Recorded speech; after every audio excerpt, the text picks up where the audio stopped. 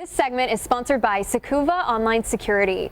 Just about all of us are spending more time online, working from home, and connecting with family. This crisis has become prime time for hackers and scammers. So how do you protect you and your family from these online crooks? Joining us now is cybersecurity expert Farida Shahid. Farida, welcome. You are CEO and founder of Sakuva. What does Sakuva do?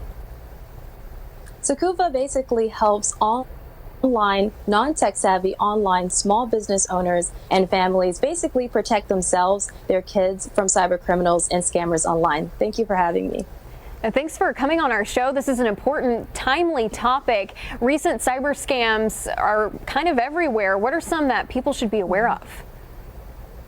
So some that people should be aware of are things that are using the pandemic or coronavirus or COVID related scams to get into your inbox. So this means the things like safety measures, things like what to look out for, new infection cases, vaccines, cures. Those are the things you want to look out for that are impersonating WHO, the CDC, things, governments, things that you always are trusting, but you don't actually know that it's a scam.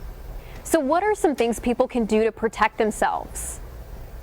So what I use is something called TIPS, and TIPS is a mnemonic device. So T stands for think before you act. So when you get an email in your inbox, look at it, think, is this something that WHO or CDC would actually send me? Is this the language that they would use, the grammar, the spelling? I stands for investigate. So investigate the things that they're telling you. Is this actually safety measures that they would use? Go to WHO or CDC's official website to actually look for the actual safety measures, the actual infection cases, the actual things that they would say, instead of relying on things that are coming from your text messages, your email, or your phone. The P in TIPS stands for pass over the scam. So what you can do if you see a scam is go to ftc.gov or ic3.gov and report the scam to them. What that does is allows us in the background to fight against the scammers and take them down. The S in TIP stands for secure yourself, holistically speaking. So not just looking at the scam,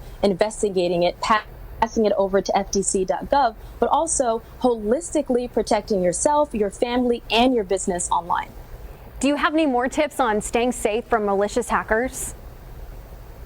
Yes, definitely. So here are 3 things that you can do to protect yourself. Number 1 is keeping everything updated, your devices and your software. The second thing is making sure you're changing your default passwords on your router or any other account. The third thing is making sure that the passwords are complex and they're good to go. So a lot of passwords, you feel like it needs to be 50 characters, uppercase, lowercase, and symbols, but you can have a device or a software that can help you with that. It is called a password manager. It manages all of your passwords for you without you having to remember anything but one password. You can use a reliable and trustworthy one to make sure that you're safe and secure online.